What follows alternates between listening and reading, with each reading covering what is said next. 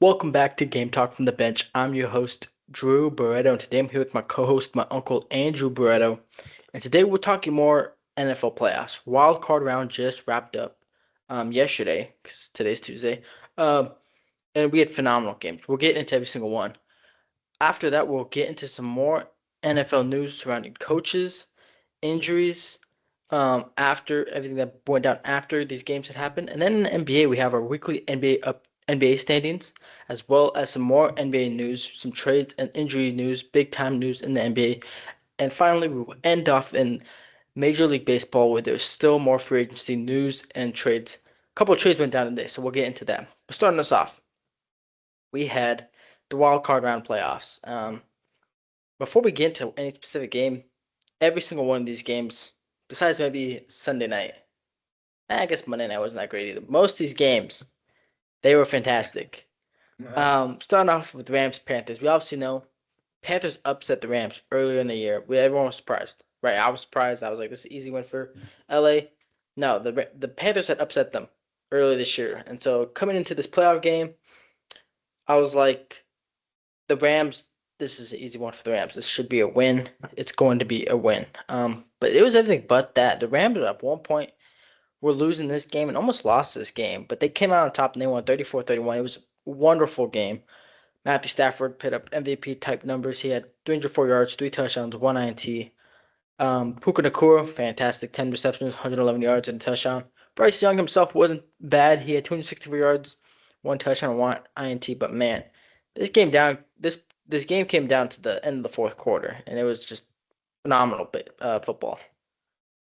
and I think we both picked the Rams, right, to Yes. win. That's what happened, but it was closer than what we thought. I mean, I got find myself at one point rooting for the Panthers because they were playing some solid football. I think Nakua missed a couple passes. Stafford threw an interception, giving opportunities back to the Panthers, and they were doing something with the ball when they had it, and it was. It was a very good game. They even scored 14 points in the fourth quarter to try to, well, the Rams had that last touchdown right to win it, but Yeah, to uh, take the lead.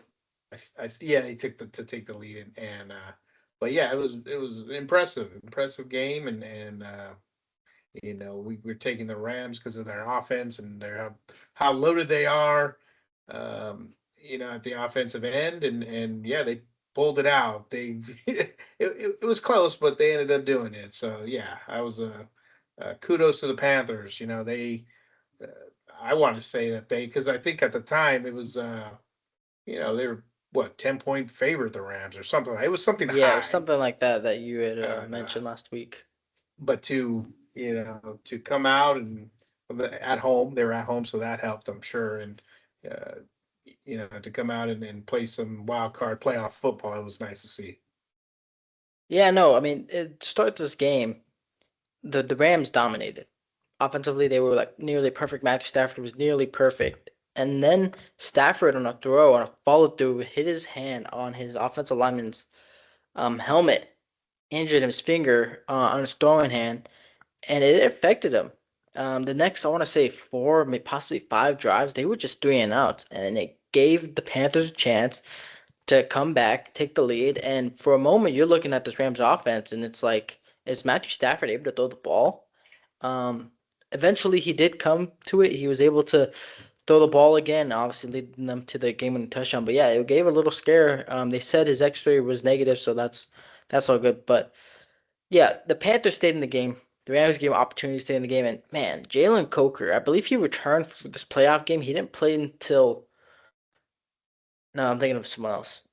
No, he had returned. He hadn't played most of the year. He returned this game, and man, he balled out. Nine receptions, 134 yards, one touchdown. I mean, he was lighting it up. I mean, they now have the Panthers now have themselves a nice 1-2 combination of receiver. They got Tedero McMillan and Jalen Coker. If they can find themselves a third wide receiver, I mean, this offense can be booming next year. Bryce Young has the past couple years been going in the right direction. Obviously, it's going to be his fifth year. He needs to take that next step, but he's going in the positive direction. This Panthers offense could be well off in the future years. Absolutely. Yeah. No, like I said, I liked how they played this playoff game. A lot of people were writing them off, but um, they fought. They fought there, and they made the Rams sweat, and they had to pull one MVP potentially. Matt Stafford had to, hurt or not, had to dig deep, and they pulled it out. So they move on to the next round. Yeah, and then Saturday Night Football. I mean, I liked how they set up this wild card. The 2 games Saturday, 2 games Sunday, and then Yeah. a game on Monday night. But this game for me was the best. It was Packers Bears, and with with the Green Bay dealing with the quarterback injuries and losing Michael Parsons, I thought this game wouldn't necessarily be an easy one for Chicago, but I thought they would get it with some comfort, and it was the complete opposite. The Packers dominated the first half. I mean, Caleb Williams had thrown a couple picks. He was upset on the sideline. Nothing was looking right for the Bears. They were down 21-3 at the half. I want to say 21-3. Yeah, I want to say 21-3 at the half. Jordan Love was looking perfect. Josh Jacobs was affected. Romeo Dobbs was going off. And to me, the game looked to be over. Green Bay had started with the ball coming out of the half. I thought to myself, this game is nearly over. And next thing I know, Chicago's back in the game. Caleb Williams is making plays.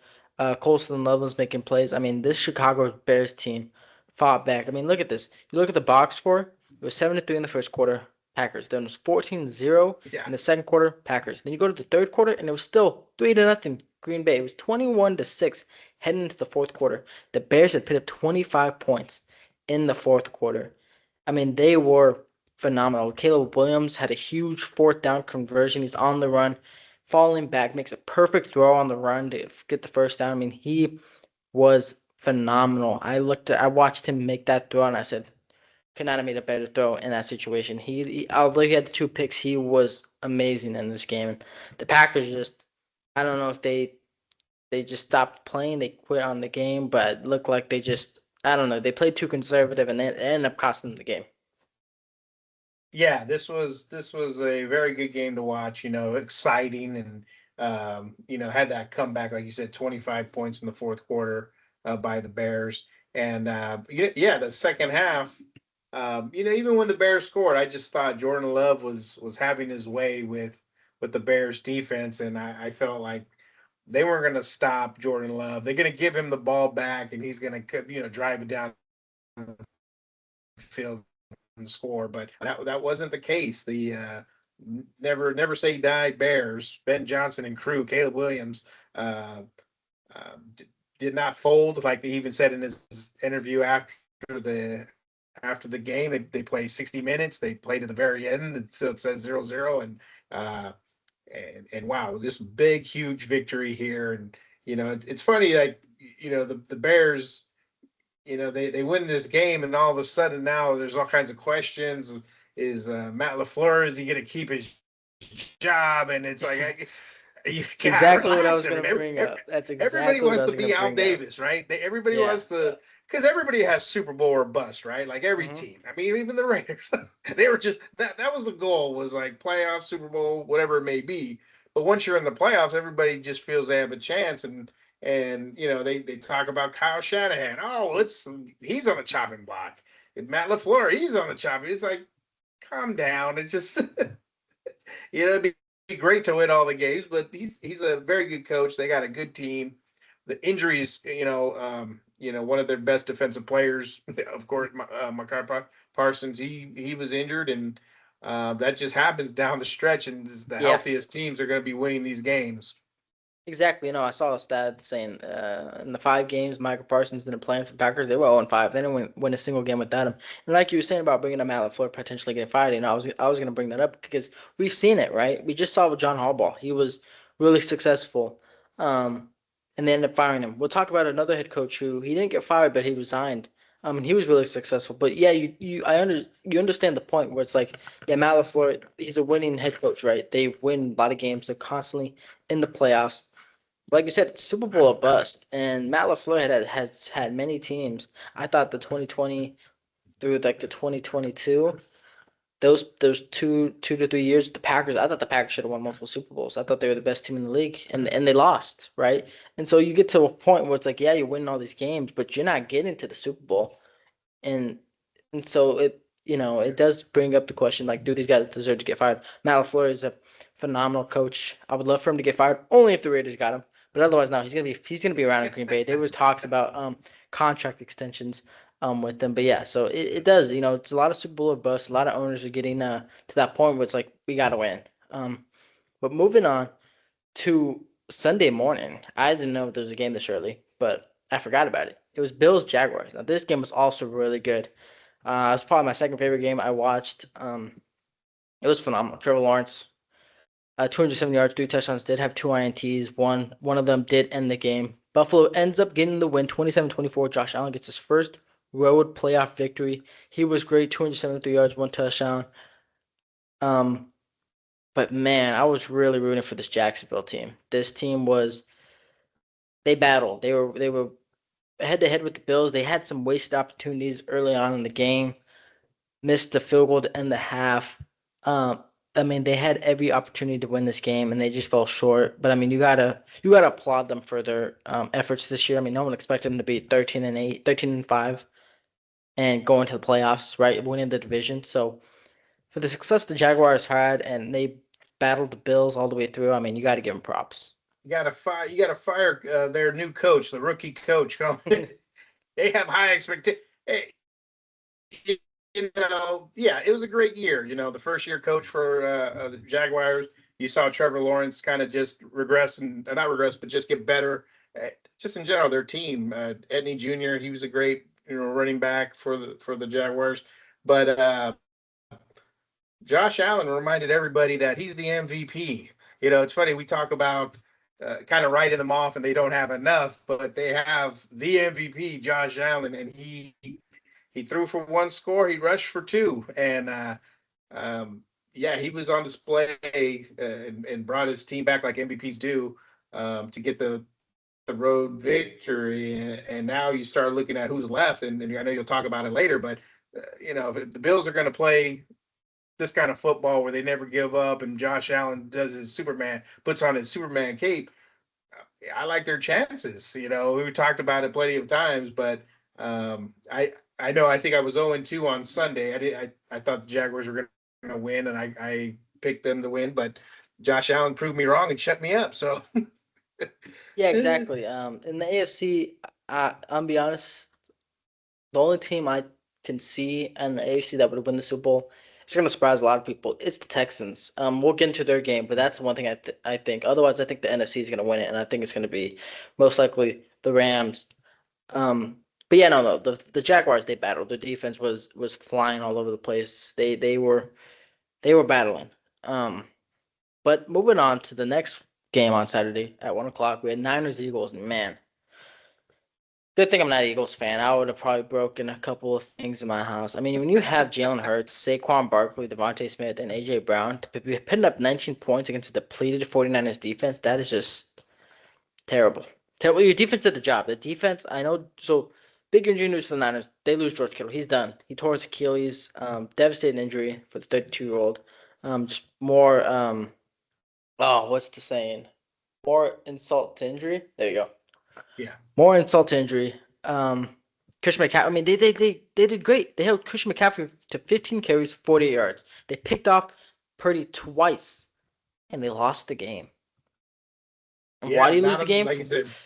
Yeah, why do you lose the game for one? I mean, Saquon did okay. He had 26 carries, 106 yards. They really couldn't get like a efficient running game going. But I mean, you just Jalen Hurts is throwing for 168 yards. That man should be throwing for 250 plus every game. It's a Yeah, shame that their offense isn't was not good this year. And now the season's over because of it. They lose 23-19. I feel sorry for all the Philadelphia fans. yeah, the offensive coordinator paid the price too. He lost his He job did. He today. got fired. And it was Um, honestly well he, deserved. He had said something. Sorry to cut you off, but he had said something about like it's not just no, him, right? He just said he's not the only problem. But he is. I mean, when they had Shane Steichen as offensive coordinator in 22, they went to the Super Bowl. When they had Kellen Moore in 24, what did they do? They went to the Super Bowl. The 2 years they didn't have a solid or great offensive coordinator, they didn't go nowhere. They lost. And so it just shows you how important the offensive coordinator is. And another thing I saw, Jalen Hurts, I believe he's had a different offensive coordinator the past 10 years of his career. from like starting in college. Every year he's had a different offensive coordinator. Like, dude, I Yeah, looked at that and I just said that I feel sorry for him. I mean, he's a great quarterback. When you constantly having change, it's hard to like stay consistent, right? Stay with the I don't want to say loyalty, but stay with the I don't know the word I'm thinking of, but to just stay with the chemistry, yeah, right? So that's yeah. tough. It's a system thing. It's a system thing too. I mean, there's different offensive coordinators, and we know this from Derek Carr. I mean, he had countless amount of offensive coordinators, and you can And never head get in the coaches. rhythm. And head coaches, I mean, they bring their offensive coordinators with them, and their own, things changed over and over, and they're going to get Eagles are going to get another offensive coordinator. Um, Most likely for the better, I would think, with those weapons you named. How do you only put up 19 points and struggle in this game from what I saw? Um, so but even with all the injuries, the Niners still pull it out. Very impressive win. That defense, and the Eagles were driving. They were driving. They had one last Well, they try to had an score at the end. opportunity, but then the Yeah, offensive coordinator just threw out his worst plays. I mean, fourth and right. 11, you had a chance for a first down. I believe they still had two timeouts. They could have got the first down, and he runs four verticals and just trying to take an end zone shot, and Hurts Yeah, is forced to throw into triple coverage. I'm like, you could have easily. In my mind, I was thinking of plays they could have drawn up, but then I was thinking of the trick play the line do all the time, right? You have a guy coming across the middle, throw it to him, and he pitches it to the guy running behind him. And I mean, they had opportunities to win the game, and just I mean, I'm not gonna blame it just on play calling. It's also execution as well. But play calling definitely hurt the Eagles this game. yeah. Just to go back really quick, I know you mentioned play calling. What a difference the Bears, their play calling, Ben Johnson down in that fourth quarter. Some of these plays were like, the spacing and just the plays to execute by Caleb Williams was just phenomenal. I mean, they ended up winning the game. Um, they were aggressive. Eagles were aggressive too, but it's kind of like I agree the play calling wasn't there, and Yeah, they were and aggressive, but they had bad aggressive play calling. yeah. So the Niners go on. Unfortunately, like you mentioned, George Kittle, they're like well, I think he's the main receiver this whole year. He goes down with a season-ending injury, and we'll see how that goes. But with Kyle Shanahan's team, I mean, there's a They're chance. always It doesn't competing. get easier from here, though. It doesn't, but they're always competing. And I guess the good news would be that they potentially could get Fred Warner back. He posted a video of himself training, so we'll keep you updated on that. But to end off Sunday night, we had the Chargers and the Patriots. There's not even much to talk about this game. The Chargers flew across the country to kick a field goal. And it's just to show you. Yeah, I know Justin Herbert's dealing with the worst offensive line in the league, but yeah, this is his third playoff game where he's just not performing great. I mean, his first game they blew a 27-7 lead. His second game he threw 4 picks, 3 or 4 picks. In this game, they put up 3 points. Drake May was okay. He had 268 yards, one touchdown, one INT. Defense was phenomenal for the Patriots. I believe, they had 6 sacks this game, and yeah, not much to talk about this game to be honest. It was a pretty boring game. yeah. I didn't. I tuned in a little bit, but when you're gonna have you go from all those great games Saturday and Sunday, and then we have this Sunday night. You have this Sunday night game. I'll pass on this one, but yeah, I agree. You go that whole way, 3 points. I'm a little surprised Jim Harbaugh and crew there, they only score 3 points. I mean, usually Jim Harbaugh does. I guess he doesn't have the right personnel around him right now because Justin Herbert was the leading rusher, 10 carries, 57 yards. Just like and he's the leading passer at 159 yards. Yeah, That was the offense there. exactly. And Robert Spillane, the linebacker for the Patriots, he said he had Chargers players coming out to him asking him what defense they were in. They couldn't even tell what defense the Patriots were using. And another thing, the offensive coordinator he pays the price. They fired the offensive coordinator Greg Roman. So Oh Chargers yeah, will most likely be looking for a new offensive coordinator and a new defensive coordinator because Jesse Minter, their defensive coordinator, will most likely be getting a head coaching job somewhere. But yeah, it was a boring game. We'll move on from it. Monday Night Football here. It's Steelers, Houston Texans. I said I didn't want to see the Steelers in the playoffs. Um, and it was funny because I'd seen a TikTok. or a comment from someone, and it's like we haven't seen the yearly wild card blowout game, and it was a Steelers fan, and it was Monday Night Football, and at first it didn't look like that. I mean, at halftime it was 7-6. It was a close game. C.J. Stroud was Yeah. not great. He had an INT, two fumbles. Woody Marks was phenomenal. 19 carries, 120 yards and a touchdown. Christian Kirk was phenomenal. 8 receptions, 144 yards and a touchdown. But man, this defense. I mean, you know, I just said the only team I believe coming out of the AFC is the Texans because of that defense. And they're only going to go as far as CJ Stroud takes them. If CJ Stroud can manage the turnovers, the defense won them the games. I mean, we saw it today. I mean, they shut out the Steelers in the second half. They had a pick six and a fumble six touchdown. This defense is unreal. I mean, I would not. They're facing, I believe they're facing the Patriot, not the Patriot. They're facing the Patriots next Yeah. week. The Texans. I'm a Drake May has to get. I don't know. I don't know. I can't even say get the ball out quick. Jalen Petrie, there's the starting safety for the Texans. He was flying all across the field, evading blocks, making TFLs. I mean, this defense is one of a kind. It's just every level they got playmakers. Yeah, well, we talked about Aaron Rodgers being out, or maybe he should have been out that week before. And here's the karma, right? You get to face the Texans, and you're throwing for 146 yards. You got an interception. I think they had 175 total offensive yards. It's just, of course, that's not enough, right? You got two field goals. You already mentioned the 50-yard interception return, and then you had the fumble return as well from that top ranked defense. And yeah, if I'm the Patriots, I'm watching a lot of tape because they're next to as far as playing the Texans.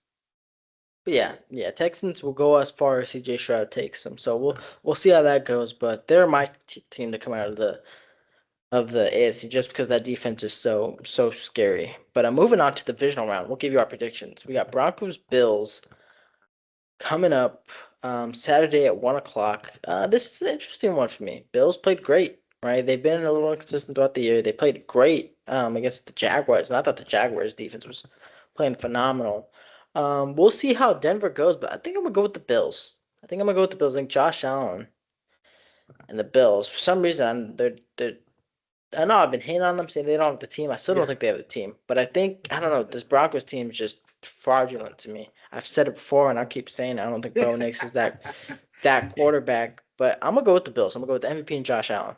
We'll see if the next podcast next Tuesday, if you're able to Yeah. go ahead and still. I told you guys. I told you they're not the number one seed. It's funny. I'm not copying you, but I'm taking the Bills. I think that was just a huge victory for them against the Jaguars. And Josh Allen, we already talked about it a little bit. He was back that game and carried the team on his back. And I, I I think he does it again and goes into the Mile High Empower Field and pulls out a victory of has the Bronco fans going home.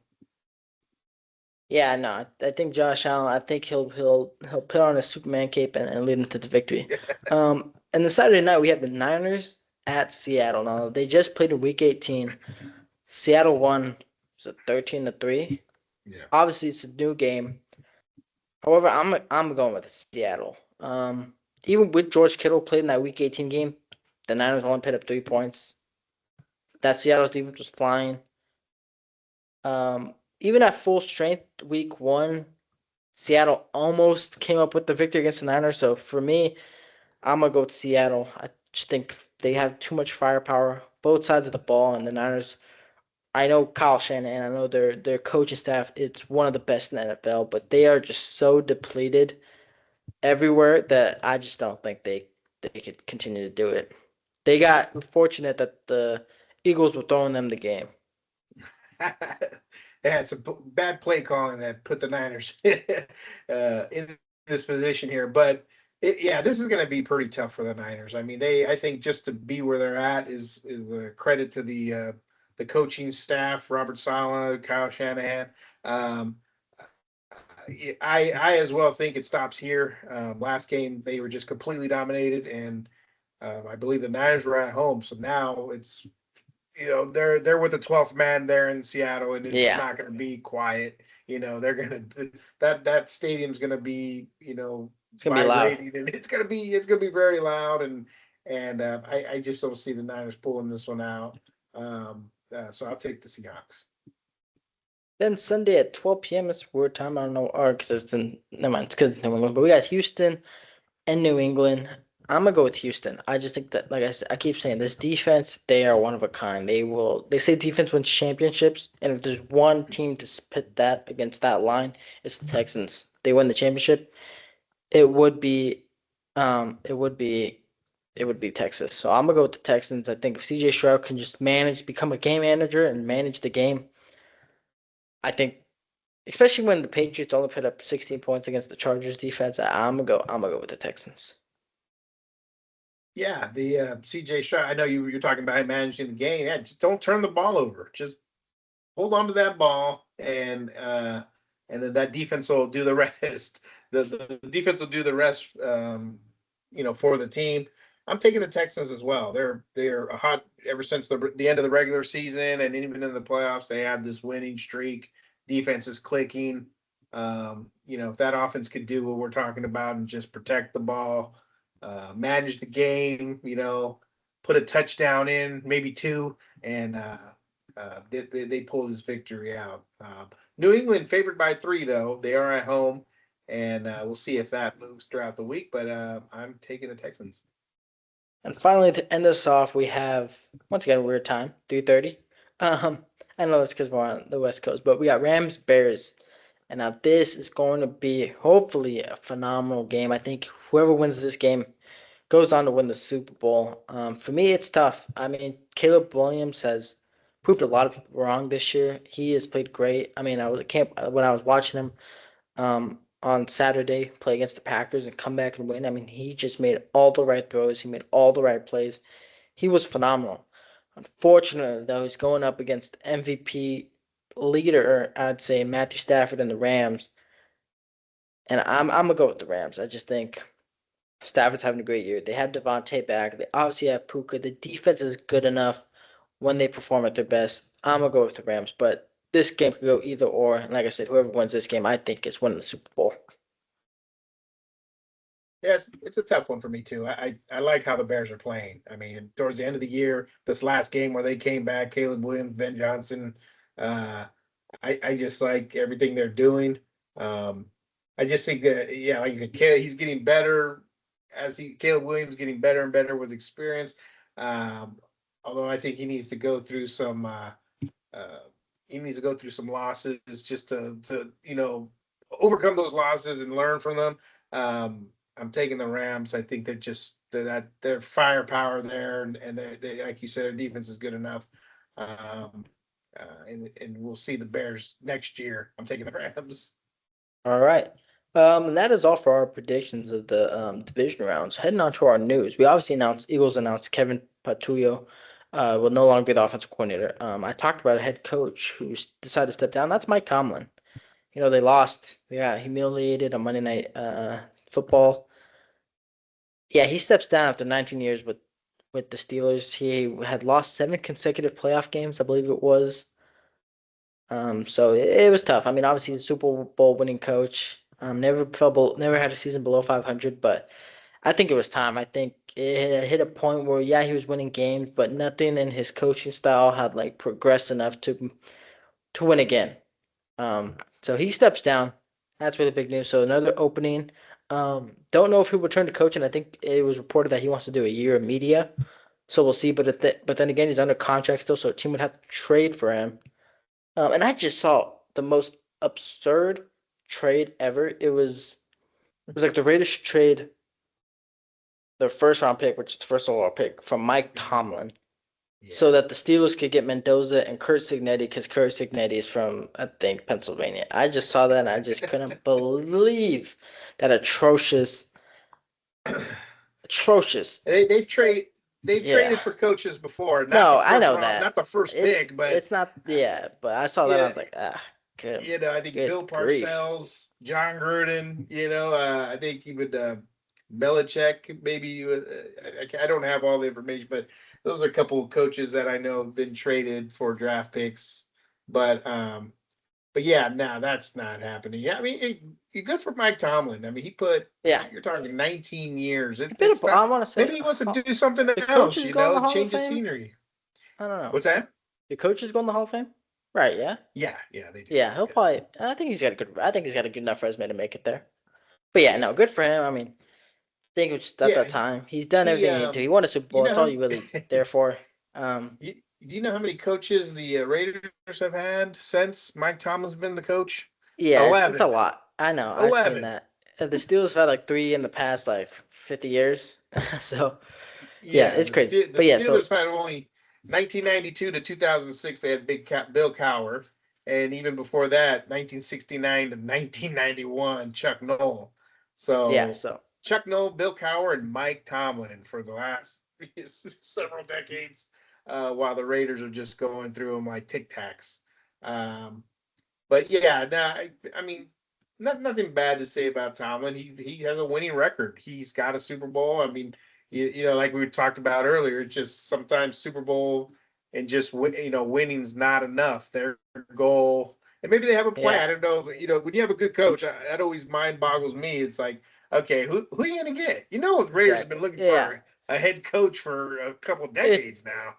it's the harsh reality. It's the business side of football. But yeah, it's a lot of teams now. It's Super Bowl or bust. But yeah, just another and the big changes will be coming to Pittsburgh. Obviously, new coach Aaron Rodgers will most likely retire. He didn't announce it yet, but new quarterback for them anyways. But otherwise, other news. We talked about the Chargers fire offensive coordinator Greg Roman. Vikings wide receiver Jordan Addison arrested. Um, the Panthers picked up Bryce Young's fifth-year option. Let's see. Matthew Stafford said he's not worried at all about his injured finger. Chargers quarterback pondering NFL future heading into free agency. And I think that's about it. Last thing I want to talk about. I don't know if you saw it, the interview from the interviewer from Jacksonville. Um, there's a short clip, and all she did nothing wrong. All she did was she just congratulated Liam Cohen, right? She told him to keep his head high.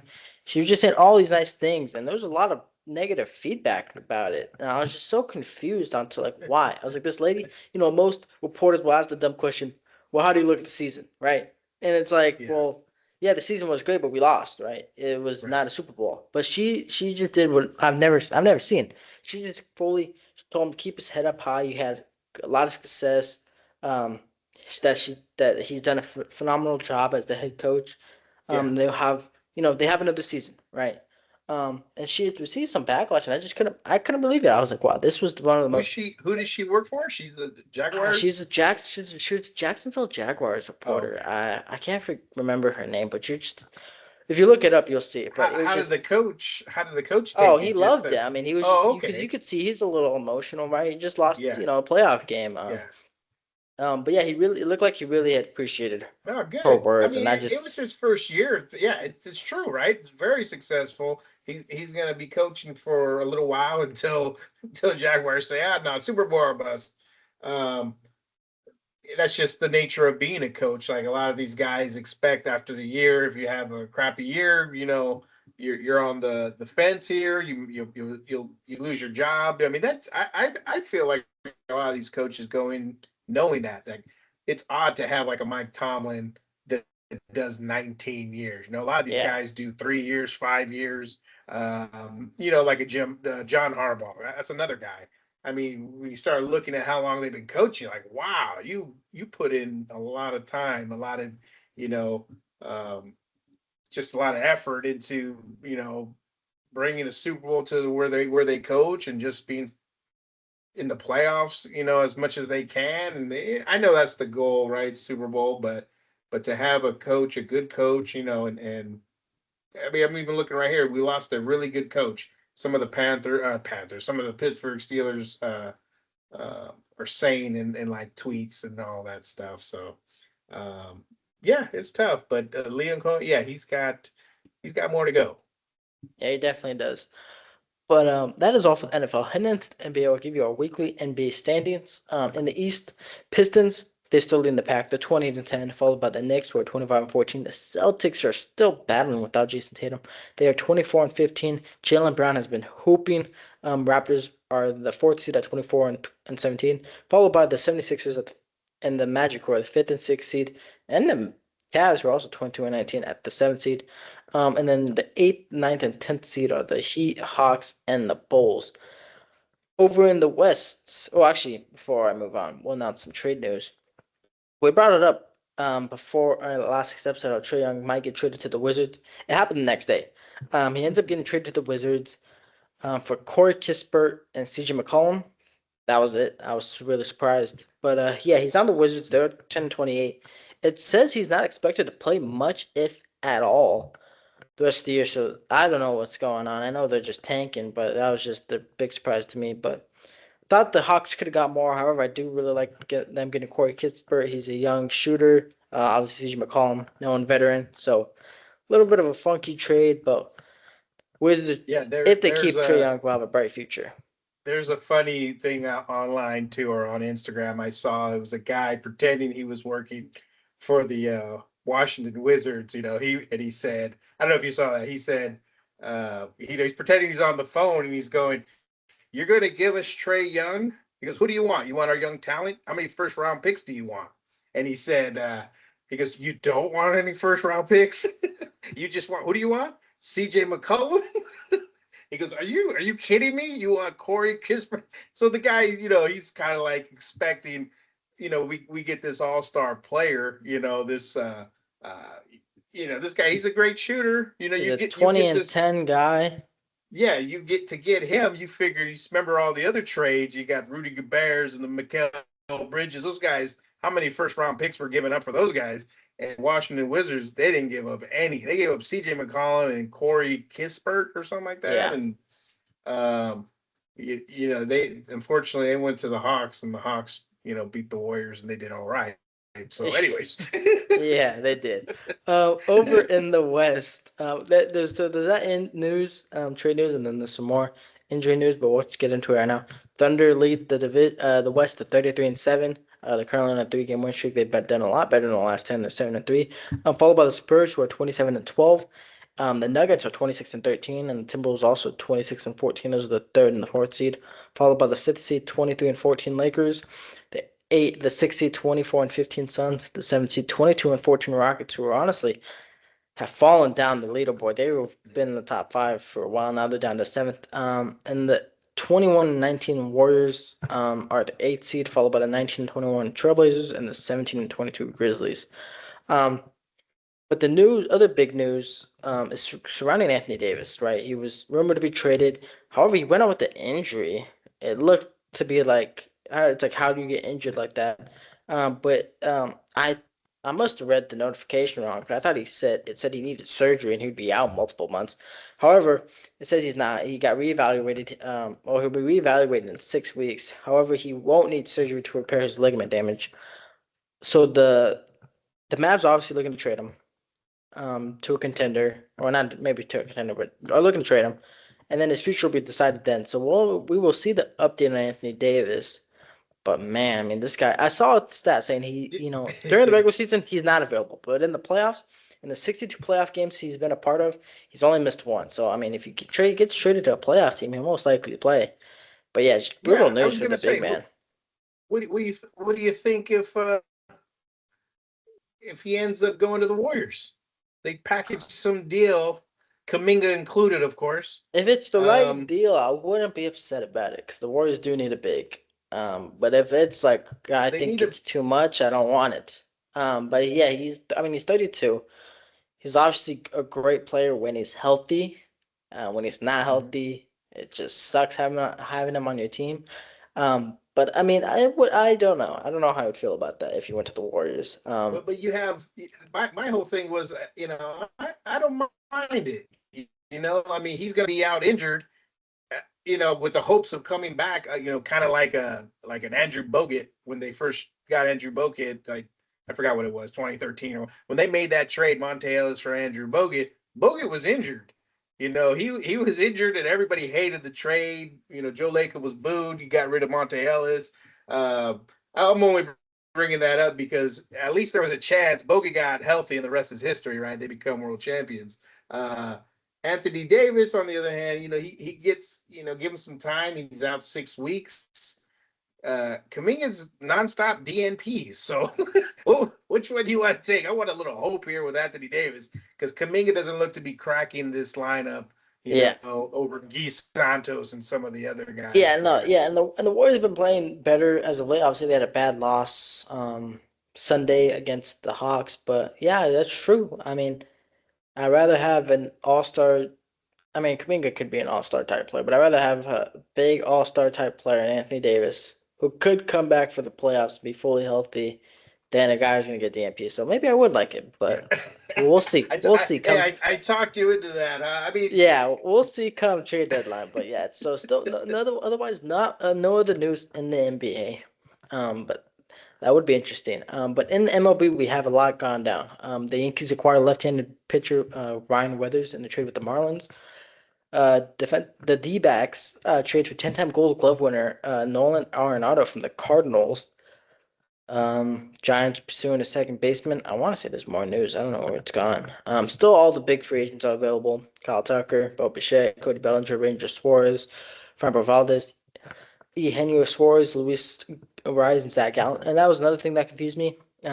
Eugenio Suarez was on the Diamondbacks. They did trade him last season, but I don't know why they just didn't bring him back. Offensively, he's a much better player than Arenado. I know Arenado is great defensively, and Suarez is okay defensively. That for me was a little like a almost like a little bit of a head scratcher, but yeah, I mean, still a lot of big free agents left. Um, season pitchers and catchers they report in a month, so spring training is almost here for the baseball fans. Some other news: Royals announced that their new outfield will be brought in a little bit for hopefully more home runs. But that's about it. Oh my goodness, I almost forgot. Alex Bregman signed with the Cubs. Oh, Cubs made a few moves actually. I don't know why I'm tripping. Alex Bregman signed a big 5 year. I forget the number. 5 year deal with the Cubs. They get the third baseman, and the Cubs also traded for Marlins starting pitcher, um, Edwin Cabrera. Yeah, I think it's Edwin Cabrera. Edward Cabrera. One of the two. So Cubs looking to go all in this year. Hopefully, I mean they're still missing Kyle Tucker, did you see but the Orioles? The Orioles made a move. Did you see that? They announced Tupac Shakur bobblehead mm, giveaway. I saw that. What do you think of At first, that? when at first when I saw it, I thought it was the Giants, and then I looked at it, it was Yeah, Orioles. I me thought it was pretty too. cool. I mean, I Yeah, love bobbleheads. They're cool collecting. this one There's a looks lot of like a cool good one. bobbleheads. I think it's Yeah, gonna have some good resale value on eBay. It said he lived in Baltimore from '84 to '88. He attended Balt School of Arts, studying acting and poetry. A formative chapter that helped shape the artist, and it goes on and on. But yeah, they're gonna have against the A's May 8th against the Athletics. They're gonna have Tupac bobblehead. That's pretty cool. I don't know if they have Snoop Dogg bobbleheads or Ice Cube bobbleheads or yeah. I TLC don't know. bobbleheads. I'm not sure. I never seen that. But yeah, no, bobbleheads are a cool thing. I always love bobbleheads. It's always a nice thing to just collect and grab. Yeah, I think baseball does a really good job with their bobbleheads.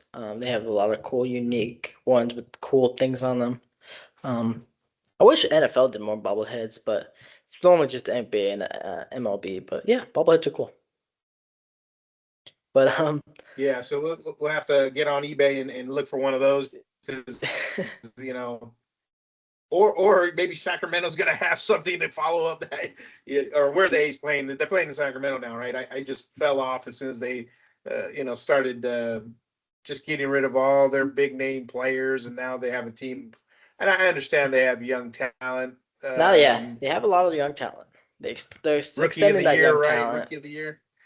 Yeah, they're extending that young talent. So hopefully, That's good. if they could get some pitching, they might be a great team in the upcoming years. But yeah, Sounds that good. that I'm looking forward to it.